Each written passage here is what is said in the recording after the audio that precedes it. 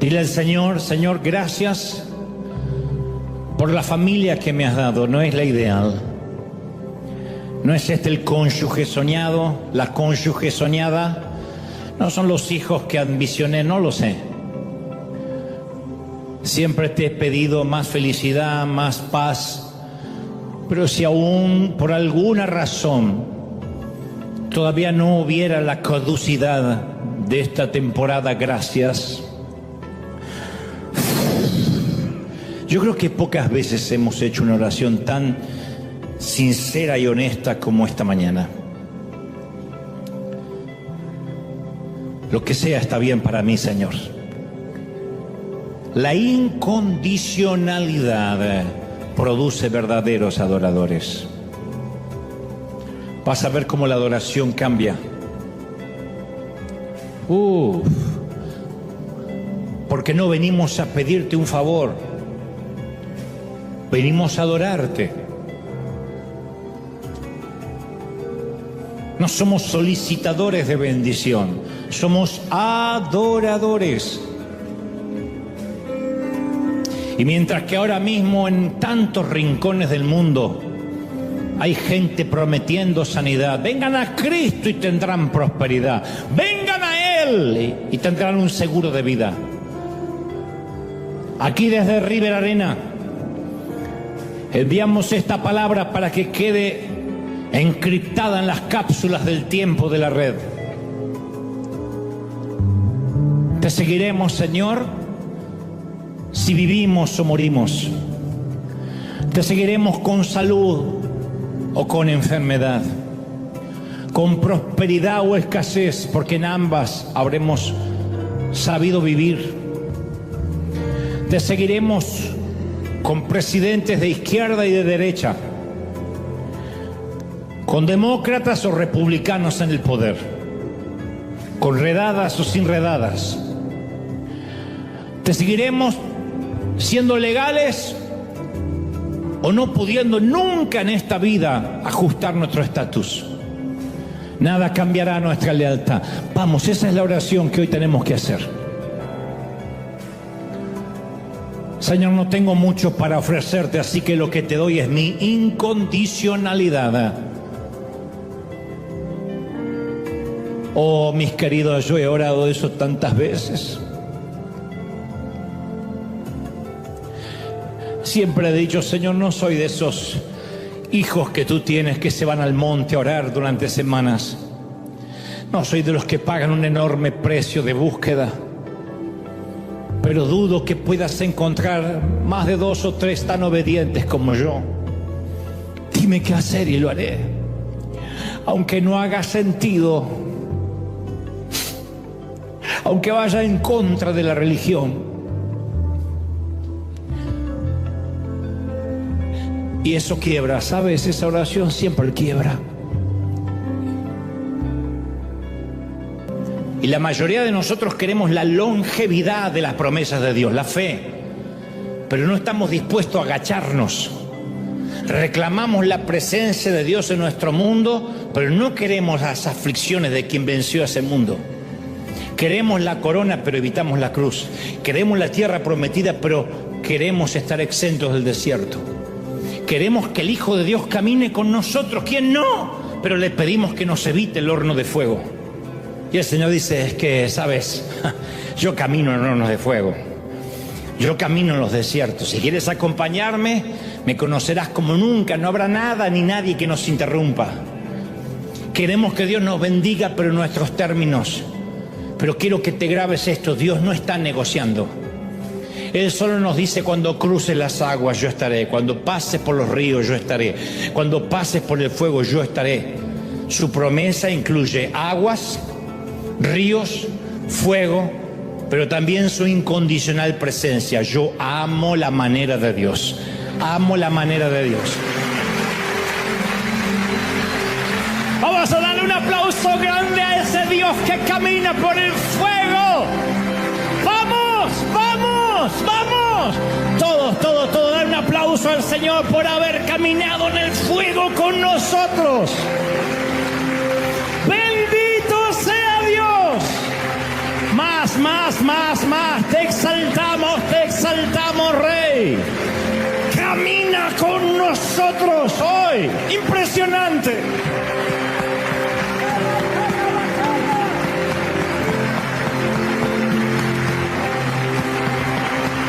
Es un llamado a aquellos que nos mantenemos amarrados a la fe, aunque sea aferrados a los hilos más débiles, pero ahí estamos permaneciendo. Y no tiene que ver con escapar del desierto. Créeme que me encantaría darte un manual de instrucciones para evitar los desiertos y los valles de la vida. Si lo supiera, no dudaría en compartírtelo, no sería tan canalla de guardarme un secreto así.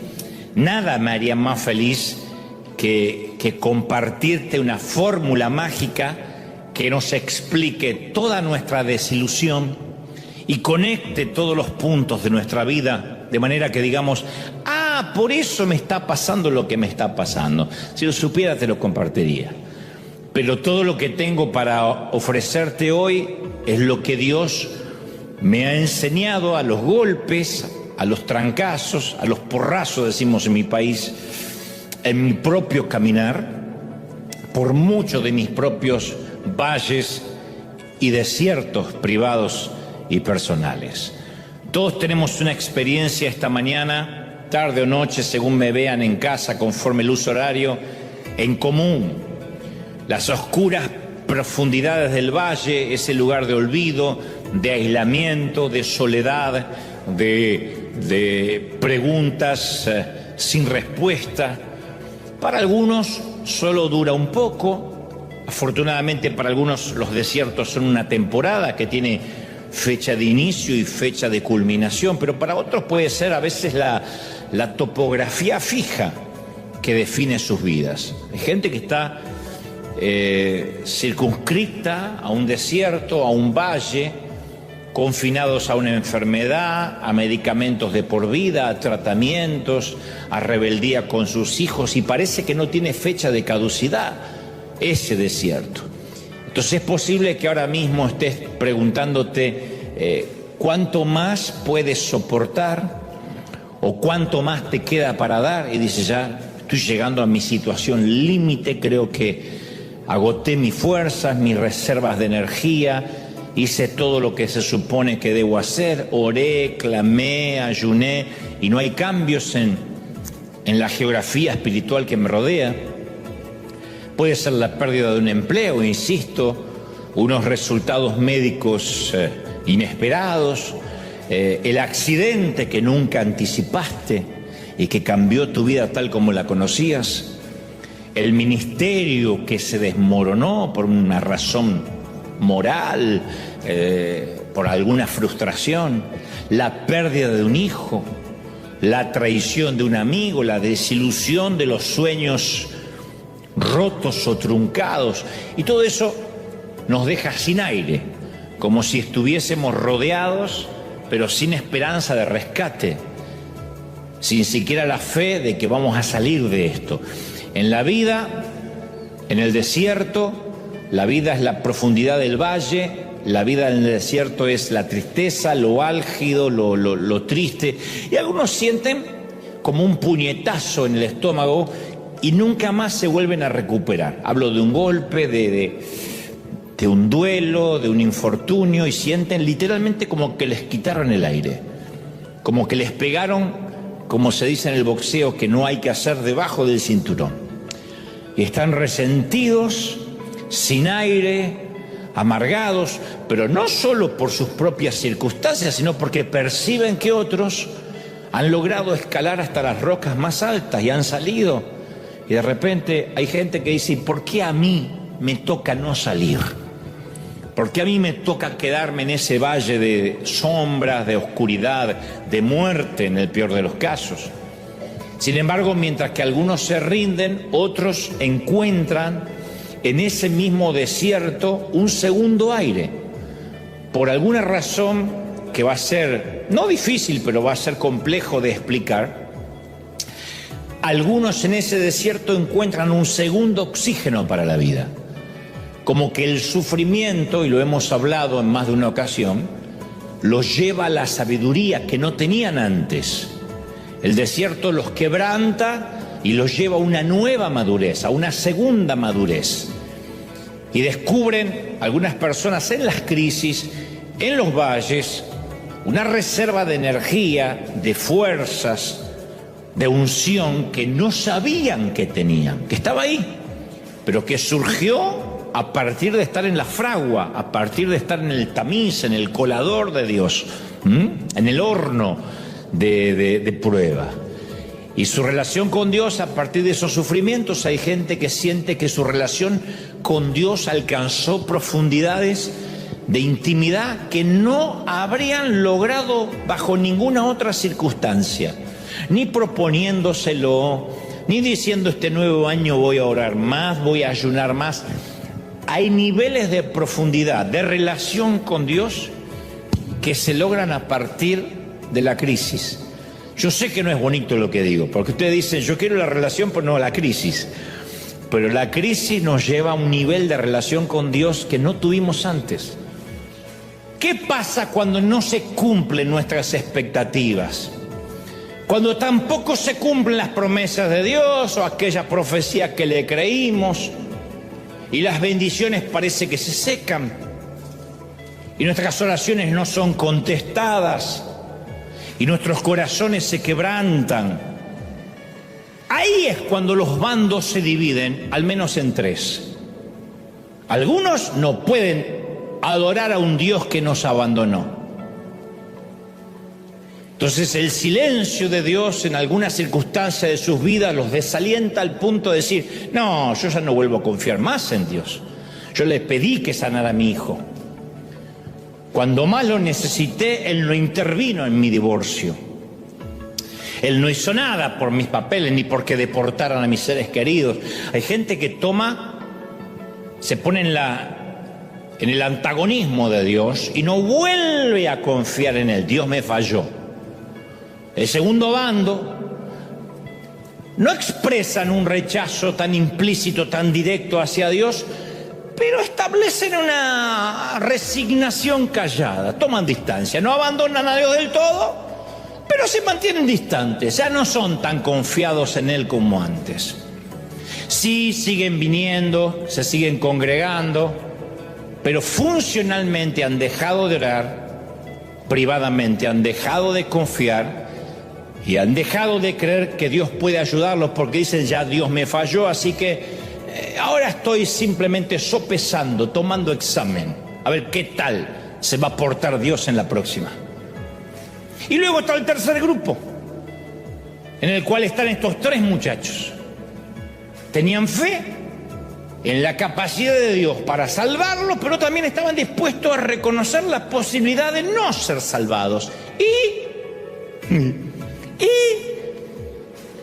yo quiero ser sano, pero si Dios decide que no, y eso no va a cambiar mi relación con Dios. Tú quieres una familia feliz y si no lo logras, no va a cambiar tu relación con Dios. A primera vista esto puede ser contradictorio. ¿Cómo vamos a confiar en un Dios que no nos puede salvar? ¿Cómo podemos confiar en Dios y aún así estar abierto a la posibilidad de que Él no va a hacer lo que queremos? Y ese precisamente, diría el apóstol Cantinflas, es el punto chato. Ese es el punto. Pues ahí está el punto chato, decía. ¿Se acuerda cuando cantinfleaba? La fe madura y robusta y sólida confía en Dios, aun cuando Dios no lo hará a nuestra manera o a la manera en que pedimos que lo tiene que hacer. ¿Me siguen, sí o no? Confiamos en Dios, aun cuando no sea a nuestra manera. Por esa razón siempre yo me pregunté, ¿cómo estos tres hombres, insisto, podían tener esa clase de fe sólida? Esa clase de fe fundamentada. Durante los años que torpemente o bien, no sé cómo lo estaré haciendo, Dios dirá, llevo al timón de esta maravillosa nave insignia llamada River, yo he aprendido un principio inviolable, que si vamos a construir algo bien, es esencial, condición sine qua non, o sea, no se puede prescindir de esta condición, que tengamos un fundamento sólido. En el liderazgo, en lo que se hace, se requiere un fundamento sólido. Hoy en día llega gente de todas partes del mundo y nos miran, y muchos líderes me escriben para que le dé un par de tips para replicar en sus ciudades lo mismo que sucede en River Arena. Me dicen, yo quiero que me des 3 o 4 cosas que has hecho, y esperan algo así como, mira, coloca este tipo de luces, vístete de esta manera, utiliza esta música, repite esta frase, predica de esta forma y ¡pum! Polvo para hacer River Arena. Te llevas el sobrecito. Lo haces así, lo diluyes con agua, y sale un River Arena. Eso ocurre porque la mayoría no logra ver los fundamentos ni los cimientos. Y está bien que no lo vean, porque los fundamentos son subterráneos, siempre son subterráneos.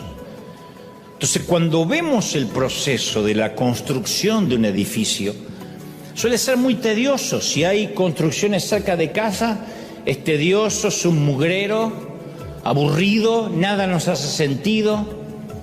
Solo vemos montañas de tierra, bolsas de cemento, de cal, arena, tuberías, madera, ladrillos en algún caso. Y uno mira lo que están haciendo y no se parece nada al cartel que coloca el arquitecto en la esquina como modelo terminado, ¿no? Uno dice, pero eso es así, va a quedar, esto es un desastre. Luego de varios meses que uno no le hace sentido a lo que están haciendo y que la gente trabaja en los fundamentos, vamos a ver que el edificio se construye y se eleva en cuestión de días. Y yo conozco mucha gente que quiere construir un rascacielos y nunca se tomó el trabajo de establecer las bases. Y como dijo el Señor, luego son torres a medio construir, de lo cual los demás se burlan. Y lo curioso es que nadie después viene a nuestra casa y alaba nuestras bases o la profundidad de los cimientos. ¿Quién fue a tu casa y te dice, ¡oh, qué pedazo de cimiento! Nadie. Pero toda esa fuerza oculta es lo que nos hace permanecer, fuerza oculta. ¿Quién es Dios para nosotros? ¿El Dios al cual adoramos no importa lo que nos pase? ¿O el simple camarero que nos trae la orden tal como la pedimos a nuestra mesa? ¿Dios es Dios o es el camarero? Porque si es el camarero podemos decir, no, Dios, yo los camarones no los pedí así, ¿Me lo cambia, por favor? Si Dios es el que adoramos, nos traiga comida o no, la ecuación cambia. Y acá viene bien una pequeña lección de gramática simple. Todas las condiciones de un contrato o relación tienen dos partes. Comienzan con una prótasis, no prótesis, prótasis, que significa sí, y concluyen con una apódosis, que significa entonces. La prótasis despliega una serie de condiciones que, si se cumplen, la apódosis nos da el resultado. O sea, una relación sin condiciones significa que estoy comprometido sin importar lo que la otra persona haga. Estoy comprometido con una institución sin importar lo que la institución haga. Lo opuesto es una relación condicional de consumidor, definida por ciertas normas. Si haces lo que quiero o lo que me beneficia, entonces me quedo en la relación. Esa relación puede ser con una persona o con una organización, o con un club, o con un servicio. Pagaré el costo de la membresía entre tanto reciba los beneficios. Si no voy, atención al cliente a quejarme. Así es como funciona Costco o Netflix, así es como operan. Pero las condiciones también podrían distorsionar una relación. Pensemos en cómo se vería afectada nuestra relación con Dios si en lugar de una promesa incondicional, Señor, te seré fiel, aunque no me libres del horno de fuego, cambiara, por ejemplo, te seré fiel solo si me haces feliz, si me prosperas, si me sanas, si me bendices, si me mantienes lejos del fuego y las suegras, entonces te adoraré. La prótesis de mis deseos dicta la apódosis de lo que estoy dispuesto a invertir en la relación. Entonces, el efecto más trágico de imponer nuestras condiciones a Dios es que podemos perdernos el propósito que Él creó para nosotros y pasamos toda una vida sin alcanzarlo solo porque no fue de la manera en que se lo pedimos nosotros. Sadrach, Mesach y Abednego pudieron haber puesto condiciones, claro que pudieron haberla puesto, ¿cómo no? Señor, si guarda nuestra ciudad, si liberas a nuestro pueblo de estos captores, te seremos fieles.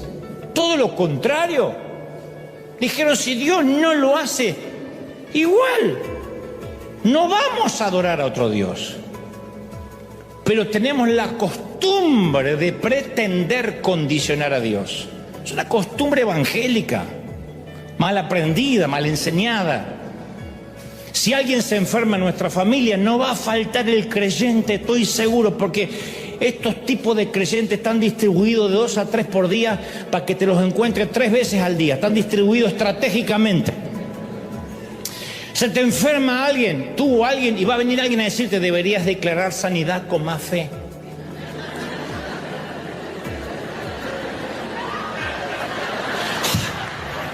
Te dan unas ganas de, Señor, llévatelos y ocupa aire. Deberías quebrar alguna maldición, o que te arrepientas de un pecado oculto que todavía no confesaste. O ¿por qué no vas a ver a un ministerio de sanidad? O que le des 7 vueltas a la cama del enfermo mientras lo rocíes con aceite de oliva. Cada uno de estos consejos es para que Dios esté obligado a hacerlo a nuestra manera. No es que Dios no me sana, pero claro, ¿llamaste a los ancianos de la iglesia? No, no tienen ancianos. Ay, por eso se va a morir. Condiciones como esas se basan en la suposición que Dios sigue cierta fórmula y si no recibimos lo que queremos es porque no seguimos la fórmula.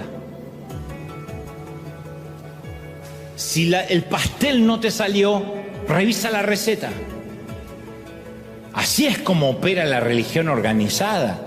Cumple con tu parte, Dios cumple con la suya. Y cuando algo no funciona como lo predice la fórmula, revisa la fórmula. Busca dónde no cumpliste con tu parte, sea por comisión o por omisión. Entonces, si alguien no prospera o le va mal o pasa un desierto económico, inmediatamente le dice, pero no estás ofrendando. Sí, la siembra trae cosecha. Pero a mí me ha tocado décadas de sembrar y no cosechar todavía, no era el momento. ¿Qué sé yo? Tal vez no estaba preparado para la cosecha, tal vez mi ofrenda no era tan sincera como yo lo creía, no lo sé. O simplemente a Dios se le antojó ver si yo lo adoraba igual, con o sin cosecha. No lo sé, pero no hay fórmula. Porque la gente dice, si no cumpliste, vuelve atrás, cúmplele, y entonces cúmplela y Dios hará su parte. Es una manera transaccional de relacionarnos con Dios. Dios no transa, Dios no negocia. Pero yo he conocido a otros ancianos que nos dan una lección de vida porque la crisis cambió su perspectiva. Me ha tocado conocer el calor de la resiliencia y el estoicismo de los papás que han enterrado a sus hijos. Como decimos siempre, estamos creados para ver morir a nuestros padres, no al revés. No tiene nombre. Si uno pierde un padre es huérfano, si uno pierde un cónyuge es viudo, pero si uno pierde un hijo no hay nombre en el diccionario para esa situación. Y cuando yo veo a estos padres que entierran hijos, que han enterrado, que los tenemos aquí en River, a mí me despiertan, número uno, muchísimo respeto, Y número 2, una admiración profunda, porque yo no me puedo imaginar resistir como ellos, seguir cantando, adorando a Dios y con la esperanza de volver a encontrarse con su Hijo más allá del sol. Esa clase de fe, ¿cuándo se forma? Cuando nos aferramos a la presencia de Jesús en medio de las dificultades. Ahora, no estoy diciendo que necesariamente tengamos que atravesar un cáncer, la pérdida de un hijo, para poder valorar eso. Pero digo, si la vida fuese un lecho de rosas, nosotros nunca realmente adoraríamos de verdad. Lo haríamos de la boca para afuera, como dice la palabra, este pueblo de labios me honra, pero su corazón está lejos. Seríamos unos religiosos más, haciendo liturgias. Entonces, en palabras más simples, las dificultades siempre nos hacen mejores personas, siempre. Muéstrame a alguien que pasó por una dificultad, pero de las buenas, de las grandes, esas que dejan en la lona a cualquiera, pero resisten. Y yo te voy a mostrar a alguien, como digo siempre, que no se hace problema por babosadas, que no discute por estupideces, que no hace mala cara por un café frío, por un lugar en la fila, porque tiene que esperar más en el mercado, porque atravesó el valle de sombra y de muerte. Son personas más empáticas, son personas menos juzgadoras, no señalan tan rápido al que está enfermo y dice algo habrá hecho, está pagando por algo. No, porque pasaste por ahí y sabes que no estabas pagando por nada. Son personas menos fariseas. Y por suerte lo bueno de esto es que no es necesario fabricar las dificultades, la vida las trae. Vive lo suficiente y la vida traerá su propio kit de desiertos incluidos.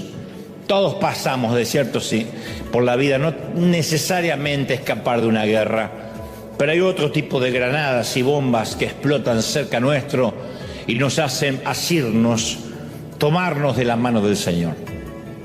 Dicho esto, yo creo que naveguemos juntos por una historia bíblica apasionante que va a hacernos, nos va a abrir el cerebro, nos va a llevar a un nuevo nivel, si me prestas muchísima atención, si es que estás o vas a atravesar un desierto. Y como los tres te van a pasar, quiero que me prestes atención.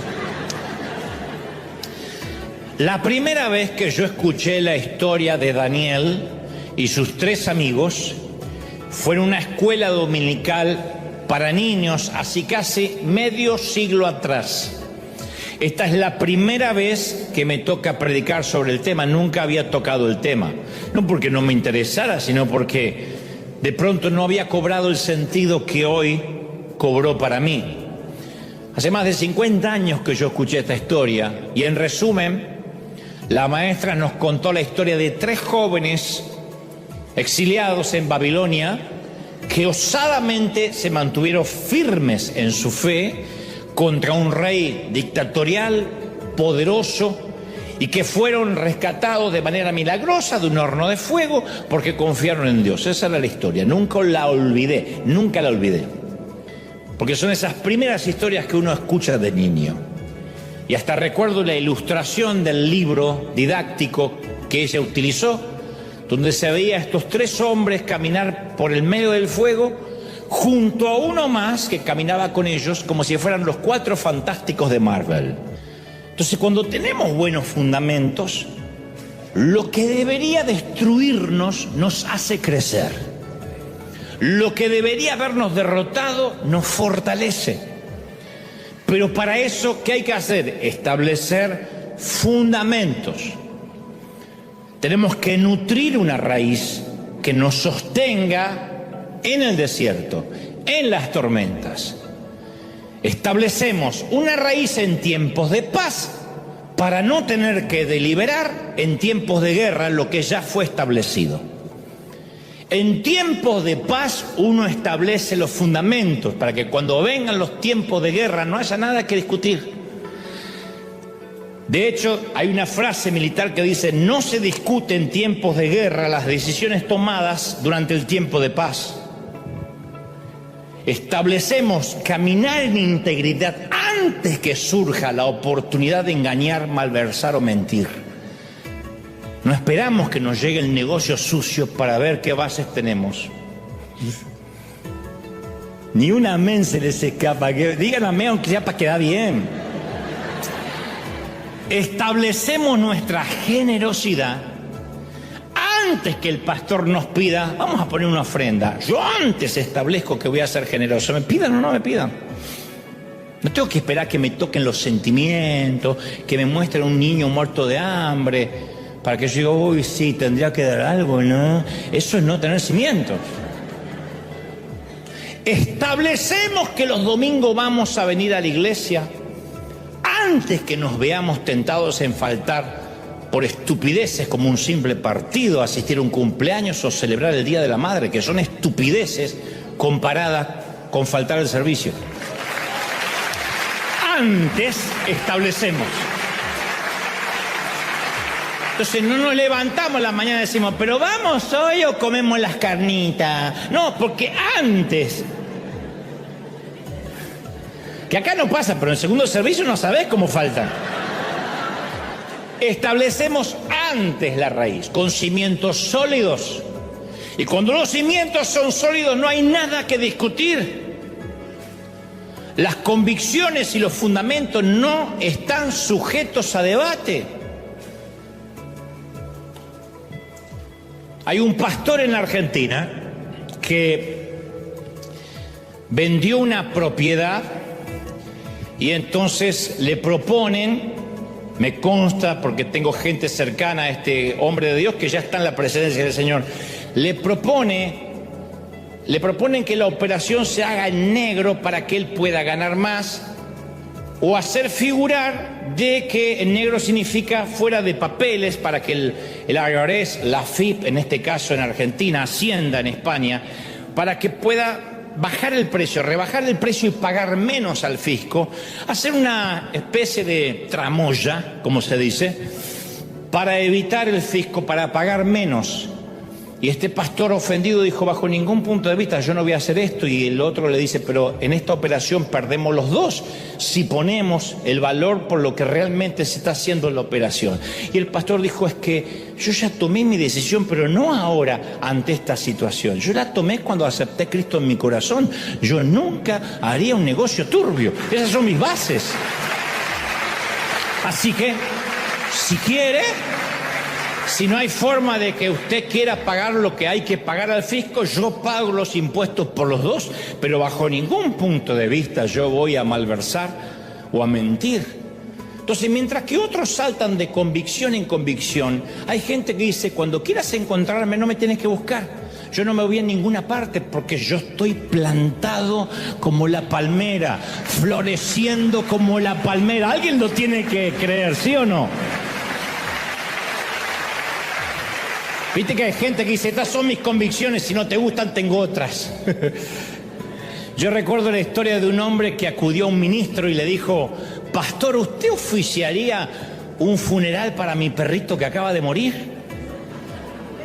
Y el pastor respondió casi ofendido, mis convicciones cristianas no me permiten hacer eso. Nosotros no hacemos funerales para perros. Y el hombre le contestó, qué pena, yo quería dar una ofrenda de $100.000. Se la voy a tener que dar a la iglesia bautista. Y en ese momento el pastor dijo, espere, usted nunca me dijo que el perro era pentecostal. Si es un perro lleno del Espíritu Santo, hacemos el funeral. Bueno, eso es cambiar de convicciones según la conveniencia. ¿Qué está estableciendo Dios de manera permanente en nuestro corazón durante esta temporada? ¿De qué forma Dios está formando estabilidad en nosotros para lo que viene? Jesús contó una parábola acerca de construir nuestras vidas sobre un fundamento sólido. Y dijo, quien oye mis palabras y las pone en práctica como una persona que construye su casa sobre roca sólida. Ya está. No dice, luego a esa gente no le vendrá tormenta, a esa gente no le vendrán los huracanes. Dice, esa gente no se moverá. Viene la tormenta, pero permanece firme. ¿Qué tiene? Bases. Sadrach, Mesach y Abednego confiaban en Dios por sus bases, sus cimientos, edificados sobre el carácter de Dios y no sobre sus circunstancias, porque sus circunstancias eran malas, eran cautivos los tipos. Tenían el derecho a decir, no confiamos más en Dios. Pero sus cimientos estaban en el carácter de Dios. Eso les dio la seguridad para confiar en Dios frente al fuego. La seguridad se construye en tiempos de paz. Los cimientos se construyen en tiempo de paz, no en tiempo de guerra. En tiempo de guerra ya no se pueden volver a construir cimientos. Se viene abajo. Él te bendecirá solo si cumples tu parte, nos dicen. Que quede claro, ser sus hijos, claro que tiene ciertas condiciones que surgen por amor. Él quiere nuestra obediencia, nuestra confianza, nuestra lealtad, nuestras ganas de ser santos. Pero Él, en vez de decirnos, solo si me obedeces seré tu Dios, declara, yo soy tu Dios, quien te salvó antes que me conocieras y eres mi hijo porque lo he decidido. Él nos amó antes de enviar al Hijo. Él no es nuestro Dios, luego que cumplamos sus condiciones, sino que es nuestro Dios, aun de que aceptemos cumplir sus condiciones. Entonces, durante estos años, yo he orado en salas de cuidados intensivos, he orado por algún cónyuge, por una esposa cuyo marido la golpea, he orado para que Dios sane a una mamá a punto de morir porque sus niñitos todavía la necesitan. Pero he aprendido a orar a los golpes, no digo, miren que yo lo alcancé, a los golpes lo aprendí. Y espero que ninguno de ustedes tenga que aprenderlo de mala manera. Yo lo aprendí o entendí a orar, aprendí a orar sin un control arrogante. No son oraciones que reclaman, sino oraciones filtradas para que Dios tenga la última palabra, su soberana voluntad. De lo que yo puedo ver, porque yo no veo nunca el 360, yo veo lo que puedo abarcar como humano. Digo, estos chiquitos necesitan a su mamá todavía, pero no sé cuál sea el plan de Dios para esa mamá y esos chiquitos. Así que yo oro, clamo por la sanidad, pero siempre sé que la última palabra es de Dios y eso no me decepciona. Aun si Dios no lo hace, yo continúo orando. Continúo buscándole, porque a priori es todo lo que tengo, no tengo a más nadie a quien orar. Continúo confiando en su cuidado, aun si no lo hace en la manera que se lo pido. Y he aprendido que hay dos clases de fe. Una dice si es que, y la otra dice aunque. Una dice si es que todo me va bien, si soy próspero, si soy feliz, si ninguno de mis seres queridos muere, entonces iré a la iglesia y daré lo que puede y lo serviré. La otra dice aunque el mal prospere, aunque sude en Getsemaní, aunque tenga que beber de la copa del Calvario, aún así y precisamente así confiaré en el Señor que me creó. ¿Lo recibimos, sí o no? Entonces, bueno, ¿cómo terminó la historia de los tres muchachos? Y Dios los salvó del horno, claro. Nabucodonosor se acercó al horno y vio una cuarta persona en el fuego que tenía la apariencia del hijo de los dioses. Así es como lo vio Nabucodonosor, la apariencia de un ser inmortal que caminaba con ellos. Y esta figura divina estaba de pie con los tres hombres y los protegió de tal manera que sus ropas ni siquiera se chamuscaron ni tenían olor a humo. Yo hago asado y tengo olor a humo por 3 días. Estos estaban en el horno y no tenían olor a humo. Ellos experimentaron lo que los teólogos llaman una teofanía, una manifestación del mismo Dios, o de lo que se cree el Hijo de Dios. Muchos creen que se trataba del propio Jesucristo, antes de la reencarnación. Ahí estaba Jesucristo, en la primera aparición pública de Jesucristo en la tierra. Y ese día los jóvenes experimentaron algo más que la liberación, algo que Dios les tenía preparado y que se habrían perdido. Experimentaron la misma presencia de Dios caminando con ellos. El Hijo de Dios bajó a caminar con ellos en el fuego. el rey exclamó, alabado sea el Dios de estos jóvenes. Esta es la única alabanza escrita por un ateo. Alabado sea el Dios de estos jóvenes, que envió su ángel y los salvó. Y agregó, ellos confiaron en él y desafiando mi orden real, optaron por la muerte antes que honrar y adorar a otro Dios que no fuera el suyo. Nabucodonosor alabó al Dios de los jóvenes. Y la alabanza de Nabucodonosor ofrece dos observaciones importantes. Primero, el hombre más poderoso del planeta reaccionó ante el poder salvador de alguien mayor. Dios había salvado a sus siervos y refutó lo que él había declarado. No habrá Dios capaz de librarlo de mis manos. Dios hizo que se tragara sus palabras. Segundo, el rey les ofreció, por su compromiso, por su devoción, porque el Dios los había librado, les ofreció algo que nunca pensamos a priori que el rey podía ofrecerles. Él vio que el desafío de los jóvenes no fue la terquedad, la resignación, tampoco fue una expresión de fe ingenua, triunfalista, que rehusaba la posibilidad de la muerte. No, él vio que estaban dispuestos a morir, a entregar sus cuerpos con tal de no servir a otro Dios. Y entonces, irónicamente, el rey ofreció una explicación de por qué esto pasó, y esto es lo que les ofreció. El rey entendió que la negación a postrarse ante otro Dios fluía de una devoción ante un Dios mayor. Y entonces les ofreció a ellos esta declaración, un nuevo edicto: que nadie en el imperio pueda hablar mal del Dios de Sadrach, Mesach y Abednego. No les pido que adoren a este Dios, pero respétenlo, porque ningún otro Dios salva de esta manera. ¡Wow! No hay Dios que salve de esta manera. ¿Lo creemos? Me encanta eso. No hay un Dios que salve de esta manera. ¿De qué manera? ¿De qué manera? No la manera que nos gusta, la manera de Dios, sino la nuestra. La templanza de la respuesta de los tres jóvenes contrasta abismalmente contra la represalia desproporcionada y encendida del rey.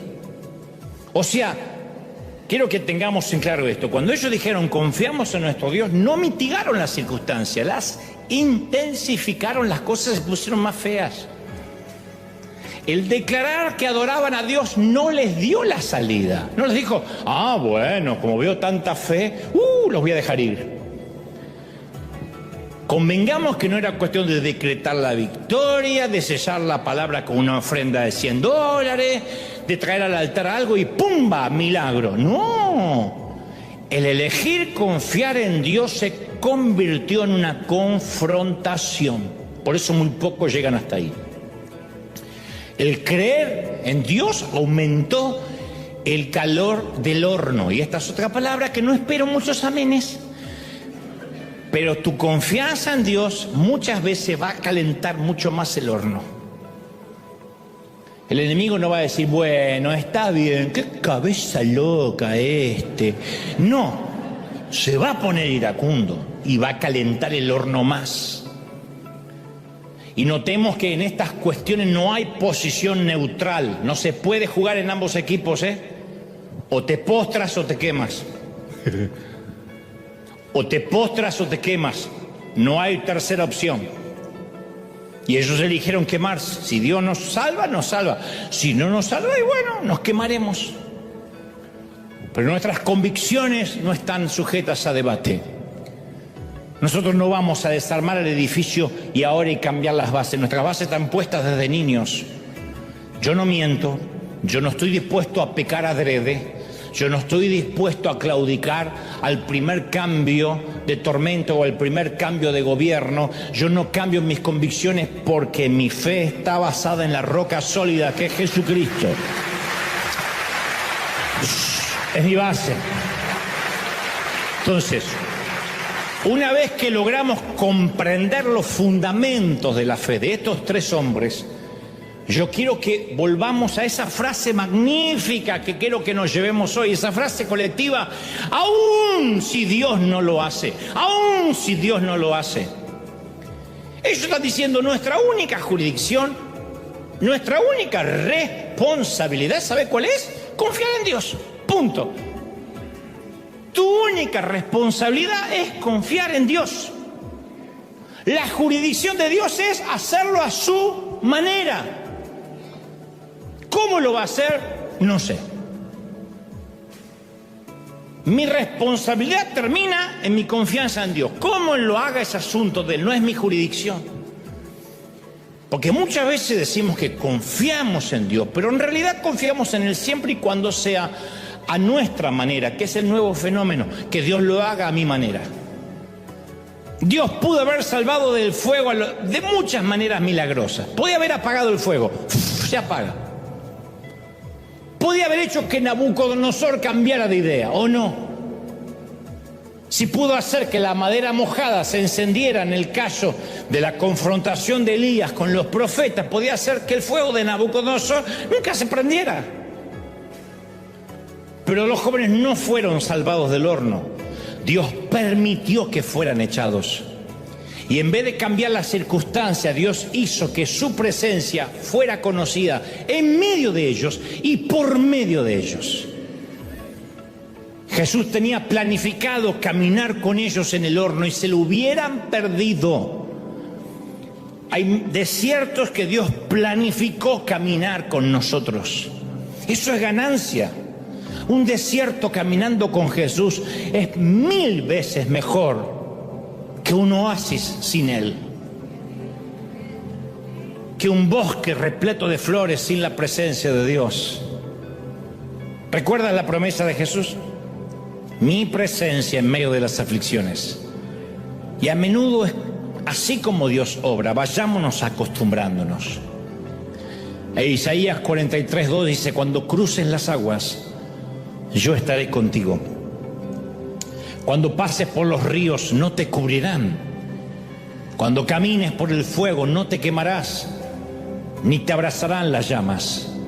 Me pregunto si esta promesa retumbaba en las mentes de Sadrach, Mesach y Abednego. ¿Recuerdas? Las llamas no nos van a quemar. Y no dices: si te toca caminar por el fuego como algunos pobres condenados. No, cuando pases por el fuego. O sea, es una promesa, habrá fuego. Cuando estés en el fuego no te quemarás, no serás consumido.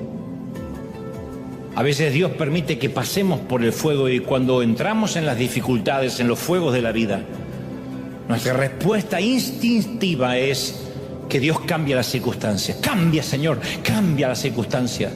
Le pedimos a Dios que inmediatamente apague el fuego. Dios no es bombero. Dios no apaga fuegos. Él nos hace caminar por medio del fuego, no los apaga, nos hace caminar. Es mayor su gloria. Nosotros queremos que el Señor mate a nuestros enemigos, avergüenza a mis enemigos. Y Él dice: no, la promesa es: aderezo mesa delante de tus enemigos. Te preparo una mesa para que te sientes y te honro delante de tus enemigos. Pero yo no juzgo a alguien para que tú estés contento. A lo sumo te honraré delante de los que te hicieron bullying. Pero nosotros queremos que Dios cambie las circunstancias. Le pedimos que baje un poco el calor, que el rey cambie de idea, que cierre la puerta del horno, que se cancelen los hornos, que Dios levante un presidente que prohíba los hornos, que muestre quién es Dios, porque se atrevieron a hablar contra mi Dios. ¿Cuántas veces oramos por menos fuego en vez de orar por más Dios en medio del fuego? Señor, dame menos fuego. Y Dios dice: no, ora por más Dios en medio del fuego. Quiero conocerte. ¿Cuál es el primer acto reflejo cuando estamos atravesando un problema? Cuando alguien nos cuenta un problema, lo primero que hacemos es darle un consejo para que cambie su situación. Le decimos: y te conviene salir de esa relación. O confróntala, no te calles nada. O no te dejes pisotear. O reclama lo que es tuyo. Es muy raro que le digamos a alguien, resiste, el Señor camina contigo. Esto no es para pusilánimes, no es que estoy diciendo, sé cobarde, no, marcha, pero marcha en el fuego. Muy pocas veces nos aconsejaron que resistamos como la palmera en medio de la tormenta. Dios permite que caminemos por el fuego, no solo para que experimentemos su poder, sino su presencia en el medio del fuego. Las personas que han estado enfermas en cama de hospital han dicho, he sentido a Dios como nunca. Jamás he orado tan sinceramente en una iglesia como oré en la sala de hospital. Nunca escuché la voz tan clara como la escuché en aquel cementerio. Él me sostuvo cuando salías del panteón. Él quiere caminar con nosotros en el horno. Y eso pasa para que nos demos cuenta que Él no es un genio metido en una lámpara al cual frotamos y ¡pum! Cumple los deseos. Y si me salva, adoraremos. No, si nos salva, adoraremos, y si decide no salvarnos, adoraremos de igual modo. Su presencia nos va a cambiar en medio del fuego. Ningún otro Dios rescata así. Lo dijo Nabucodonosor. No hay un Dios que rescate de esa manera. No hay un Dios que lo haga con este estilo. Porque Él también hubiese, si fuera otro rey, apagado el horno o darles una amnistía o un perdón. No. Ningún Dios llega tan lejos. Dios nos da la posibilidad de experimentar su presencia sin importar dónde estemos. Yo sé que estás en el desierto, me lo dicen tus ojos. Levanta, si puedes, tus manos al cielo en un último acto de energía. Con las últimas fuerzas, con el último átomo de tu ser, levanta tus manos y dile, Señor, hoy no te pido por menos fuego, sino por más de ti en medio del fuego. Es una oración para valientes, no cualquiera la puede orar. Así que si no quieres hacerla, te entiendo. Pero si realmente sientes que esta palabra fue escrita y hablada para ti, dile, Señor, sabes, quito las condiciones que de manera unilateral puse en el contrato que tú no firmaste, ahora me doy cuenta. Dejo de ponerte condiciones. Si me libras, te voy a adorar. Pero si no lo haces, voy a seguir adorándote. Dile al Señor que quite esa enfermedad, si se le place. Pero tal vez Dios esté esperando que le digas, y si no la quitaras, si aún tuviera que vivir bajo estas condiciones el resto de mi vida y esta enfermedad me llevara hacia ti, bendito eres que das la vida y la quitas. Porque para mí el vivir es Cristo y el morir es ganancia. Siempre ganamos. Somos indestructibles. Porque ni la muerte, ni su aguijón, ni el sepulcro tienen victoria sobre nosotros. Dile al Señor que estarías mucho más cómodo si Él trajera prosperidad financiera a tu vida, por lo menos para pagar esas deudas que no te dejan descansar. Pero atrévete a decir, ¿y si así no lo fuera? Si esta fuera tu manera de tenerme agarrado a tu diestra y dependiente de ti, gracias al menos por la comida y la ropa, que son las promesas básicas que dijiste que no me haría faltar. Nunca prometiste casas, ni autos, ni crédito. Gracias por lo básico. Dios permita que las cosas se pongan mejores, pero ¿qué si empeoran? ¿Qué si realmente estamos en los últimos tiempos y habrá guerras, rumores de guerra, pestes, nuevas pandemias? Y otro gran por ciento de la tierra muere por enfermedades repentinas. Y el mal avanza. Supuestamente eso tiene que pasar, está pasando. Pero Dios es tan bueno que no deja solamente la profecía y dice, cuando todo eso ocurra, Alzad vuestros ojos y vuestra mirada al cielo y alegraos, porque el fin está cerca, porque significa que yo camino contigo durante el fin del mundo. Camino en los terremotos, en los huracanes. Camino en los gobiernos dictatoriales. Camino en las autocracias. Camino en las injusticias. Camino en medio de los jueces corruptos. Yo lo veo todo y te sostengo. Yo estaré contigo en la cárcel y en la hambruna y en el hospital y en el panteón. ¿Será que Dios levantará una generación de cristianos así hoy? ¿Será que Dios en alguna parte del mundo, aquí en la calle Broadway, puede tener un grupo de gente incondicional? Habrá 3, 4 que digan, heme aquí. Levanta tus manos conmigo. Padre, he transmitido lo que creo me has dicho que diga a tu pueblo y a los que miran a través del streaming en todos los rincones del mundo. Soy libre de esta palabra otra vez. Soy libre de la sangre de cada quien, porque tu palabra ha sido lanzada y guiada por tu espíritu, y yo simplemente la he traído al intelecto, que es donde torpemente puedo llegar, pero sé que tú has llegado al corazón y has hablado y has profetizado sobre quienes oyen. En todas las partes del mundo aquí recibimos esta palabra, incondicionales, a seguirte. Creemos en un Dios que sana, que prospera y que bendice.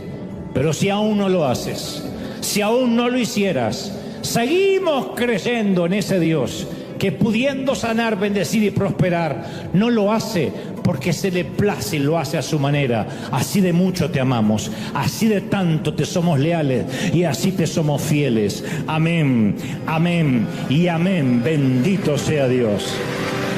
Dios te bendiga. Aplauso al Señor de señores, al Rey de reyes. Dios te guarde, firme como talón de oso, haga resplandecer su rostro sobre ti. Chao, bendecidos para bendecir. Bendecido. Entonces somos rápidos para señalar a otros de hipocresía, pero cuando justificamos nuestros errores, mientras condenamos el carácter de otros, ¿eso no nos hace hipócritas? ¿No nos convierte también en grandes hipócritas? Y entonces el Señor nos diría, camada de víboras. Camada de víboras. Legión de serpientes. Todos pecamos y herimos a la gente. Yo hiero a la gente, tú hieres a la gente. Todo lo hacemos porque somos iguales. Y si nos ofendemos por el pecado de otro que nos decepcionó, es porque olvidamos que es polvo, al igual que nosotros. Hechos 13:50, que los judíos instigaron a las mujeres piadosas, distinguidas, a los hombres prominentes de la ciudad, para provocar una persecución contra Pablo y Bernabé, y los expulsaron de la comarca. ¿Qué hicieron Pablo y Bernabé? ¿Abandonaron la fe? ¡Ay, me decepcionó la iglesia!, dijeron. Ya no me congrego porque la iglesia me decepcionó. Si se hubiesen centrado en la ofensa, se habrían frustrado.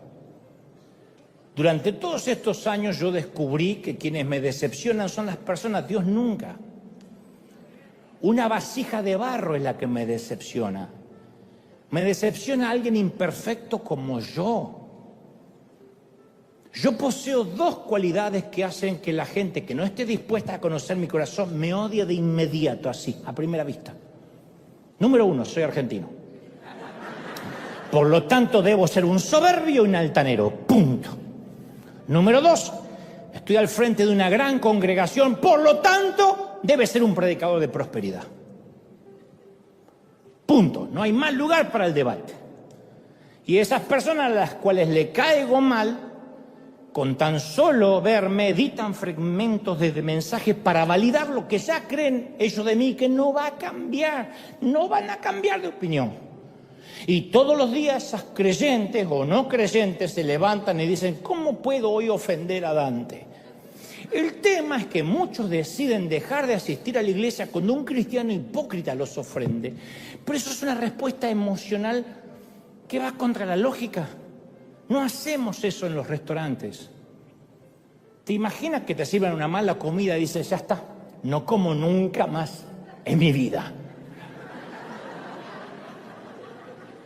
¿Dejaríamos de alimentarnos porque tuvimos una o dos o tres malas experiencias? De la misma manera no podemos rechazar todas las iglesias porque tuvimos una mala experiencia en una o dos. Ni rechazar a Dios por unos pocos cristianos que fallan, que tal vez ni sean cristianos en realidad. No es justo juzgar a la iglesia por una sola. Y mucho menos, y es más injusto juzgar a Jesús por alguno de sus seguidores. Entonces, si metemos a todos en la misma bolsa, eso nos va a terminar alejando de Jesús. Y no es justo para nosotros porque necesitamos a Jesús desesperadamente. Entonces, si la iglesia nos decepcionó, ¿qué hacemos? Lo mismo que hicieron Pablo y Bernabé.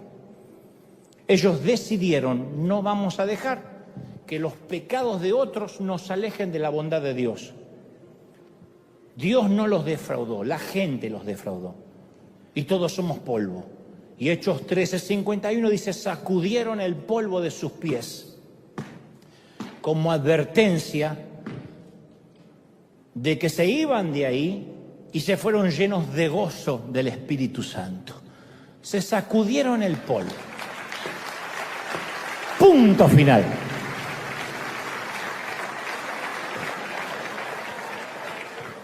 Yo no estoy minimizando el hecho de que te hayan lastimado. Puede que eso te haya hecho retroceder muchos casilleros. Puede que te haya costado muchos años, que te haya robado la inocencia, que te haya causado profundo dolor. La gente puede ser muy cruel. El dolor puede ser insoportable.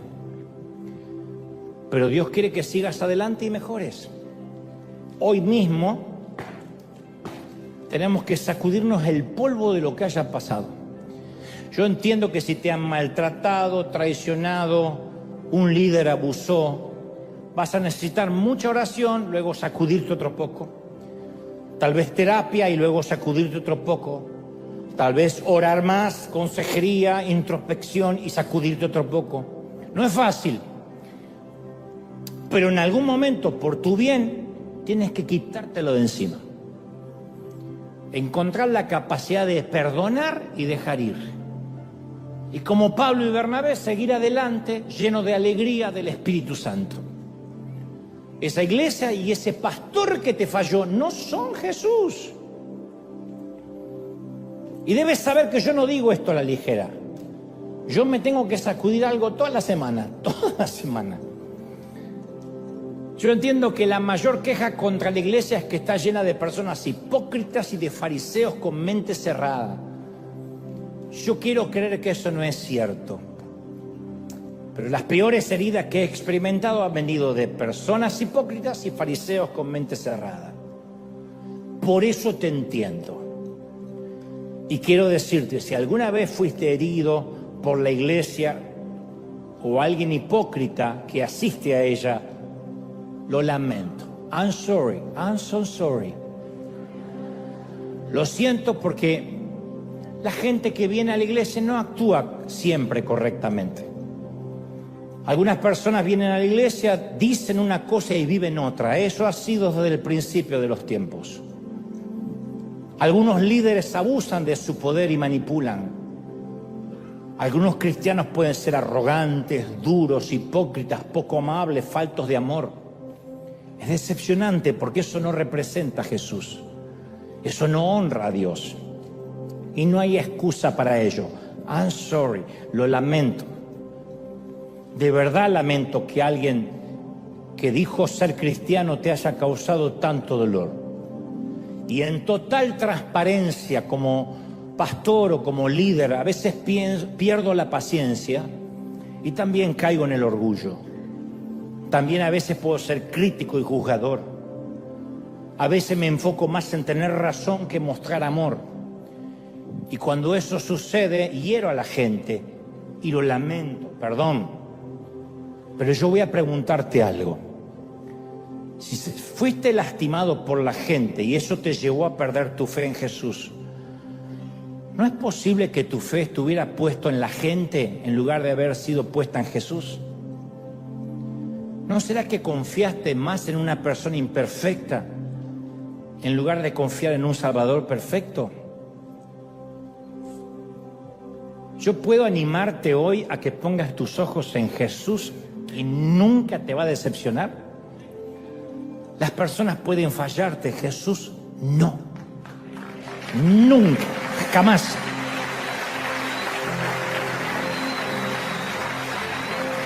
Te puedo alentar a leer los evangelios con ojos nuevos y observar la vida. No mires a los hipócritas ni a la gente, mira a Jesús. Observa cómo vivió, cómo amó, cómo Jesús confrontó la hipocresía que le molestaba tanto como a ti, la tuya y la de los otros. Mira cómo mostró compasión por los más humildes, por los rechazados, cómo defendía a los maltratados, a los oprimidos, a las viudas, a los pobres. Mira cómo Jesús miraba a las personas rechazadas por la religión y se sentían atraídas hacia Él. Mira cómo los pecadores y quebrantados querían estar con Él. Entonces yo puedo animarte a que vuelvas a Jesús y que hoy puedas demoler todo lo que la gente te ha causado. Después de todo son humanos, hechos de polvo como tú y como yo. Y creo que diré esto otra vez. Dios no es demócrata ni republicano. Jesús no es católico, ni metodista, ni bautista, ni luterano, ni reformado, ni anglicano, ni adventista y pentecostal tampoco. Jesús no es de la Asamblea de Dios ni de la Cuadrangular. Y esto va a incomodar la teología de muchos y los va a decepcionar, y me alegro. Dios no se parece a los evangélicos y tampoco es evangélico. Dios nunca decepciona. Y esta es la pregunta medular del mensaje hoy. ¿Qué hacemos cuando nos damos cuenta que la fe que construimos no es tan correcta, no es tan sana, ni tan sólida como suponíamos? Yo te voy a decir lo que podemos hacer. Usamos el maravilloso arte de derribar. Demolemos, demolición. ¿Qué haríamos si descubriéramos que nuestra casa tiene algunos problemas? En alguna habitación las maderas están podridas, la cañería está defectuosa, hay una grieta en los cimientos. Y de pronto la casa que nos hacía sentir seguros, que era una extensión de lo que éramos, el hogar ya no es lo que pensábamos que era. ¿Y qué hacemos entonces? Demolemos. No toda la casa, pero la parte que hay que demoler para reedificar. Volver a empezar no es fracasar. Volver a empezar no es qué pérdida de tiempo, no. Volver a empezar es concederse una nueva oportunidad de ver a Jesús con ojos nuevos y no a través de la religión. Eso es volver a empezar, ¿sí? Ahora, nosotros solemos pedirle a Dios que haga algo nuevo. No hay nadie que alguna vez no haya dicho, Señor, haz algo nuevo en mí. Había una canción que decía, toma mi vida y hazla de nuevo. Siempre decimos, hazme de nuevo como el alfarero. Y cuando Dios dice, bueno, entonces para hacerlo nuevo tengo que romper lo viejo, nos asusta. No, pero tampoco rompas lo viejo. Entonces, solo porque seamos cristianos no significa que no tengamos que actualizar, refinanciar nuestra ingesta de fe. Si uno no refinancia el tipo de alimentación que recibimos, vamos a morir antes de tiempo. Es como querer hacer un viaje largo con un combustible mediocre. Hoy en día no nos podemos alimentar como nos alimentaban nuestros padres. Y a ver si coincidimos. Mi mamá, todo era pobreza en casa, todo tenía que durar. Con el mismo aceite se freía todo el mes. Mi mamá decía, saca el aceite de freír.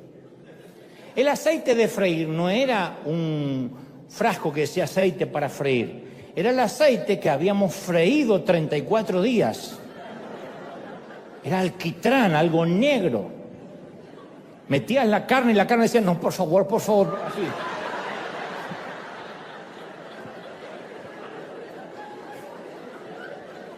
No salía empanizada, salía embarrada la carne. Aceite en cantidad industrial, fritura, así. Se comía y lo que había, no había alimentos transgénicos, ni orgánicos, nada. Hoy en día las enfermedades han ido aumentando. Entonces, si uno no refinancia la ingesta y dice, a ver, no puedo seguir comiendo como comía hace 30 años atrás, porque si no me voy a morir. Bueno, lo mismo en términos espirituales. Y muchos de nosotros creemos que Dios nos dé algo nuevo, pero no les permitimos que arrebate lo viejo. Queremos quedarnos con lo viejo, pero queremos lo nuevo. Y no se puede traer muebles nuevos si están los modulares viejos. Jesús dijo en Marcos 2:22, nadie echa vino nuevo en odres viejos. Porque el vino nuevo rompe el odre, se pierde el vino, se pierden los odres. Así que nadie echa vino nuevo en odres viejos. Y parte de dejar lo viejo, es algo conocido como nuestro filtro, con ese sesgo cognitivo que llaman los psicólogos, en palabras simples, que todo lo procesamos, todo lo que vemos y lo oímos lo procesamos a través de nuestra realidad subjetiva. Los cristianos solemos compartir un filtro en común, todos, que es así es como me lo aprendí o como me lo enseñaron. Así es como yo di mis primeros pasos de fe. Punto. Eso es algo que compartimos todos. Así es como me lo enseñaron. Y si nosotros no demolemos algunas tradiciones, van a terminar socavando todo lo que hagamos, todo lo que pensemos, porque ese va a ser el filtro. Ahí es cuando la iglesia nos decepciona. Pero nos decepciona porque tenemos un filtro, decimos, pero esto no es lo que aprendí. No, no es lo que aprendimos. Es más, yo predico muy poco de lo que aprendí, porque de lo que aprendí, insisto, era el miedo al infierno. Así se predicaba en las plazas cuando yo era chico. ¡Arrepiéntate! Como en los días de Sodoma y Gomorra. Y había un loco que gritaba así, la gente decía, Satanás, y se iba. En la ecuación no había amor. Yo no digo que el infierno no sea real, lo que digo es no podemos meter a la gente a la iglesia por miedo a lo que hay afuera. Entonces, como repito hasta el cansancio, una mitad del crecimiento espiritual consiste en aprender lo que no sabemos. La otra mitad consiste en desaprender lo que creemos saber, sin tocar las bases. Pero por desdicha, como te dije recién, desaprender es el doble de difícil que aprender. Y los analfabetos de este siglo no son los que no pueden leer y escribir. Son aquellos que no tienen la capacidad de desaprender y aprender. Hay cosas que con mi edad, yo no soy un viejo de 90, yo ya no llego. Tu abuela, ya vas a querer tener... Your grandmother. Hay cosas a las cuales yo ya no llego. No, pero hay cosas que yo ya no puedo desaprender. No puedo.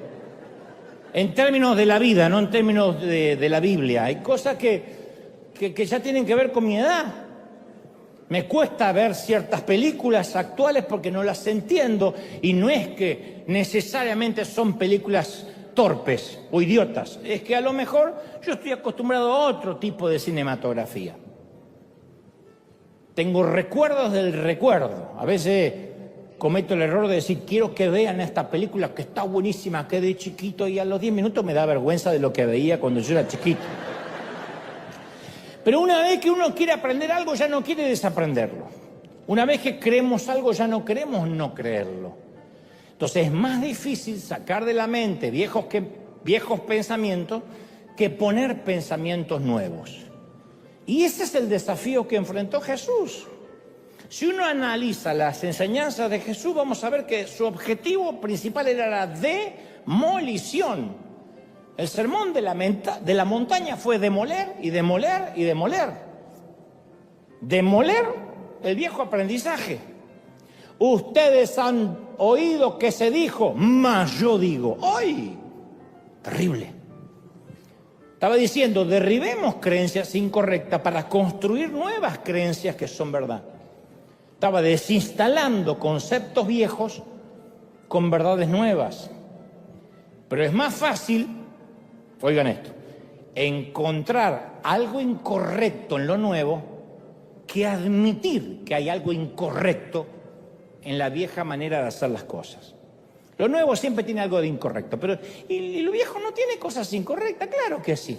Pero decimos, es que yo soy fiel a la senda antigua. No, somos fieles a la cultura, no a la senda antigua. La fidelidad no consiste en defender una cultura. La fidelidad es la valentía de repensar, de demoler lo que haya que demoler, de ser autocríticos. Entonces es muy de sabios encontrar el valor de examinar nuestras creencias. A ver, ¿yo cómo nací? ¿En qué creo? Verificando si lo que yo creo se alinea con la palabra de Dios. Porque si me enseñaron que la enfermedad, desde un resfrío hasta un cáncer, es el producto de la desobediencia, de un pecado, voy a sufrir cuando me enferme, así me agarra un catarro. Entonces eso hay que desinstalarlo. Porque no puede haber resurrección sin muerte. Y no se puede reconstruir la fe sin antes demoler las creencias heredadas.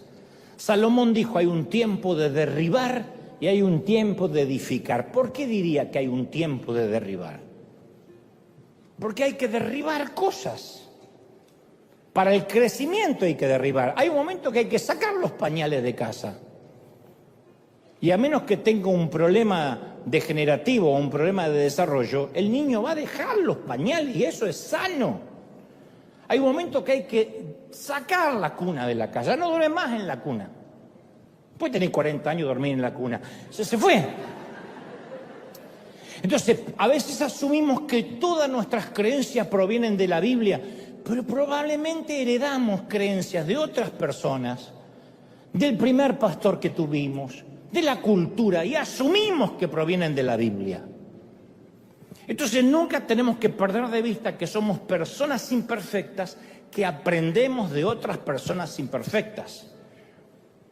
Lo que yo digo acá no es infalible, porque yo soy imperfecto.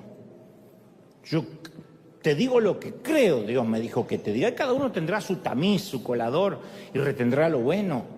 No te gusta el chiste de suegra, lo dejas pasar, pero no por eso te vas a apartar de Dios. No son buenas las suegras, pero no por eso te vas a apartar de Dios. El tema es que un día empezamos a ver a Jesús con ojos nuevos. Y nos damos cuenta, por ejemplo, que durante años, vemos a Jesús con ojos nuevos y nos damos cuenta que durante años fuimos parte de una congregación que nos manipulaba para sacar dinero. Y hay aquí gente con $1000 y alguien va a traer 10.000 al altar y no voy a empezar a orar hasta que esto no esté lleno de billetes. Y un día se nos abren los ojos y decimos, me decepciono contra Dios. No, estás creciendo.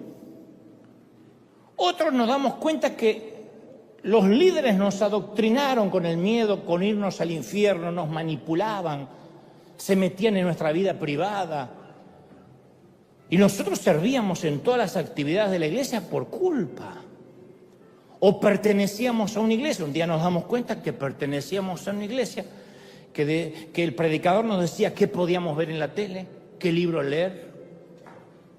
Si podíamos escuchar a tal o cual predicador, teníamos que pedirle permiso. O con quién deberíamos ponernos de novios. Incluso el pastor tenía que aprobar nuestra relación. Te gustaba una chica y el pastor primero tenía que aprobarla. No sé cómo la aprobaría, pero la tenía que aprobar.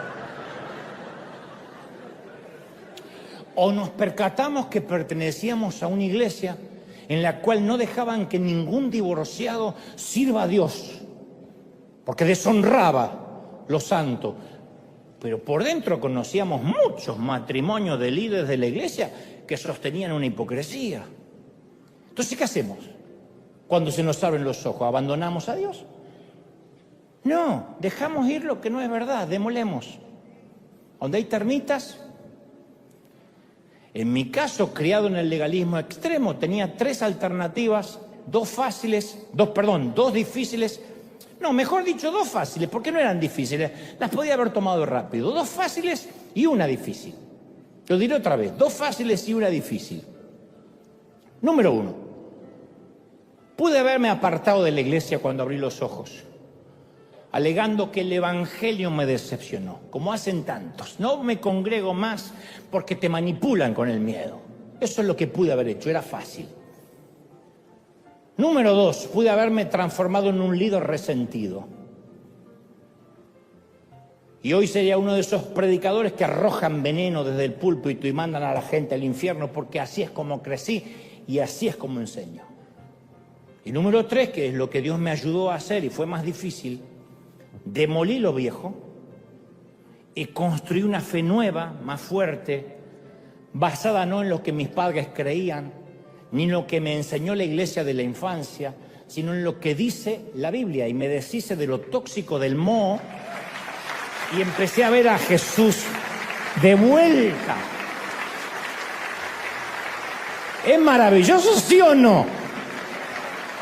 Pero mucha gente, en lugar de desechar lo malo y conservar lo bueno, lo tira todo, incluso lo que es verdadero. No me congrego más, la iglesia me decepcionó. La iglesia no te decepcionó. Dios no te decepcionó. Entonces, cuando derribamos lo viejo, ¿cómo construimos lo nuevo? Viendo a Jesús, dejando de ver a sus seguidores. Le dije a mi periodista amigo inconverso, tu problema es que miras mucho a los seguidores y poco a Dios. ¿Y cómo uno mira a Dios? Bueno, es como cuando armamos un rompecabezas y no sabemos por dónde empezar. ¿Qué hacemos? Miramos la imagen de la caja y eso nos ayuda a entender cómo encajan las piezas. Generalmente damos vuelta a la caja y está la imagen. Jesús es la imagen de la caja y a través de él entendemos todo lo que hay en la Biblia y vamos encajando las piezas. En Juan 14:8, Felipe le dijo, Señor, muéstranos al Padre y quedaremos felices. Y Jesús le dijo, he estado con ustedes todo este tiempo y no saben quién soy. El que me vio a mí, vio al Padre. Jesús le dijo, yo soy la imagen de Dios. Entonces, si llegamos a conocer a Jesús, conocemos a Dios. Cuanto más conocemos a Jesús, más conocemos a Dios. ¿Me siguen, sí o no? Cuando observamos la vida de Jesús, nos damos cuenta que era asombroso en su carácter, en su amor, en su comprensión, la forma que trataba a la gente con gracia, con ternura, el modo que veía al peor de los pecadores. Ahí está todo, cómo era Jesús, así es Dios. Tal cual es el Hijo, tal cual es el Padre. Entonces, repaso final. Número 1, en la iglesia no todos son cristianos. Número 2, en la iglesia abundan los niños inmaduros. Número 3, en la iglesia hay gente mal aprendida y mal enseñada. Y acaso lo más importante, en la iglesia, cuarto, todos estamos en proceso y somos imperfectos, todos.